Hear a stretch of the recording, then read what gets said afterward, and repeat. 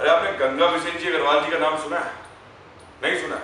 चलो मैं बताता हूँ। नाम थोड़ा इनका लंबा है, इसलिए छोटा नाम इस्तेमाल करते हैं, अग्रवाल जी का काम चलाते हैं। अभी जो अग्रवाल जी हैं, इन्होंने 1937 में बीकानेर राजस्थान में अपनी एक मिठाई की दुकान खोली। मिठाई की दुकान बहुत ही अच्छी थी, so but natural word of mouth से चलने लगी।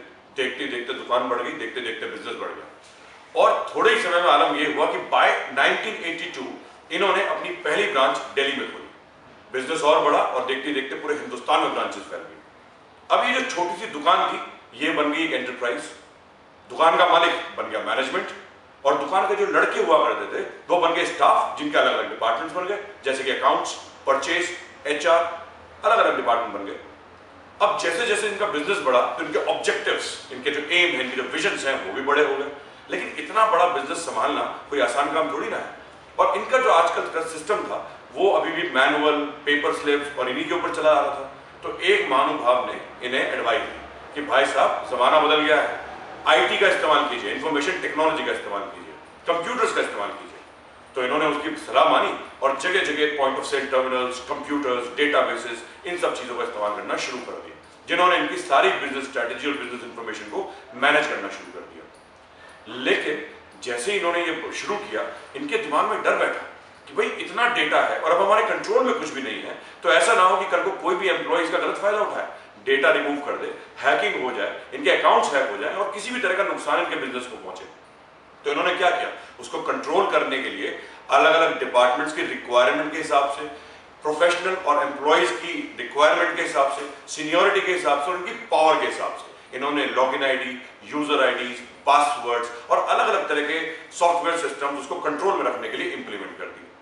बहुत अच्छा बिजनेस चलने लगा। एक साल बीत गया तो इनके दिमाग में सवाल आया कि भाई हमने जो इतनी मेहनत करी है, इतना इंप्लीमेंटेशन किया है, आखिर ये किसी काम का है भी कि नहीं, जैसा हम चाह रहे हैं वैसा हुआ या नहीं हुआ। तो इसलिए इन्होंने थर्ड पार्टी को हायर किया। थर्ड पार्टी को क्यों हायर किया? क्योंकि अपना एम्प्लॉय तो किसी के साथ भी तालमेल बैठा सकता है और नुकसान पहुंचा सकता है। इसीलिए इन्होंने थर्ड पार्टी को हायर किया, ये पता लगाने के लिए कि भाई जो भी हमने इतना सब कुछ किया है, ये एक्चुअली में किसी काम का था भी या नहीं था। अब जो इन्होंने कंप्यूटर सिस्टम्स इंस्टॉल किए, जो भी इन्होंने सॉफ्टवेयर का इस्तेमाल किया, हार्डवेयर का इस्तेमाल किया, उसे कहते हैं हम इंफॉर्मेशन सिस्टम्स। क्यों? क्योंकि इनके बिजनेस की जितनी भी इंफॉर्मेशन है वो उसको सिस्टमैटिक तरीके से मैनेज करता है। उसके बाद जो हमने कंट्रोल्स एस्टैब्लिश किए, जो हमने यूजर आईडी, पासवर्ड्स क्रिएट किए, वो हो गए हमारे कंट्रोल्स।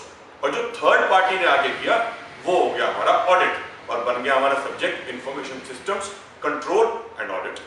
अब क्या हुआ कि जब ऑडिटर्स ने चेक किया तो उन्होंने पकड़ा कि एक पर्टिकुलर एम्प्लॉय ने घपला किया था, घोटाला किया था।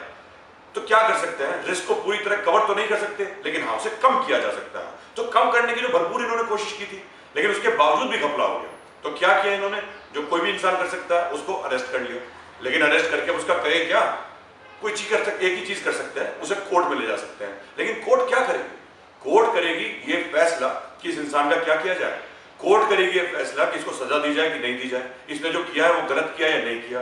कंपनी जो करती आ रही है वो सही कर रही है, गलत कर रही है, लेकिन किस बिना पे करेगी? एक एक्ट के बिना पे करेगी जिसे हम कहते हैं इंफॉर्मेशन टेक्नोलॉजी एक्ट 2008। तो यानी कि जो हमारा इसका information systems and control audit का सिलेबस है वो सिर्फ 4 ही चीजों पे टिका है। पहली, इंफॉर्मेशन सिस्टम्स यानी कि कंप्यूटर, हार्डवेयर, सॉफ्टवेयर, ये सब हमें क्या चाहिए, कैसे चाहिए और हमारी जरूरत क्या है ये डिसाइड करना और किस तरह के चाहिए। दूसरा, कंट्रोल, इनको कंट्रोल में कैसे रखा जाए ताकि ये हमारे कंट्रोल में रहे और हमें नुकसान ना पहुंचाए, सिर्फ फायदा पहुंचाए। और फाइनली, इनका ऑडिट कैसे किया जाए, आखिर इन्हें चेक कैसे किया जाए कि जो हमारे ऑब्जेक्टिव्स हैं वो मीट आउट कर रहे हैं या नहीं कर रहे हैं। और फाइनली ये डिसाइड करने के लिए कि क्या करना है, कैसे करना है और हमारी सरकार क्या करने और ना करने की इजाजत देती है, इंफॉर्मेशन टेक्नोलॉजी एक्ट 2008, ये हमें पढ़ना है। अब देखो, लोग बाग बेकार नहीं फैलाते हैं बातें कि इसका बड़ा बोरिंग है, इसका बड़ा डिफिकल्ट है और इसका जो है नॉन स्कोरिंग है। लेकिन आप मेरे पास आओ और ज्वाइन करो और मैं आपको यकीन दिलाऊंगा कि इसका ना सिर्फ इंटरेस्टिंग है लेकिन हाईली स्कोरिंग भी है। और एक और कमाल की बात है, इसका का जो आईसीआई का मॉड्यूल है, मैं आपको इसी मॉड्यूल को आसान भाषा में याद करवाना सिखाऊंगा कि इसे कैसे याद कर सकते हैं। उसके अलावा जितने भी क्वेश्चंस आते हैं वो कैसे अटेम्प्ट करने चाहिए, उनके आंसर्स कैसे लिखने चाहिए और उनकी प्रैक्टिस, ये दोनों चीजें भी करवाऊंगा। और ये सब करवाने में मैं लूंगा सिर्फ आपके 15 दिन, ओनली 15 डेज।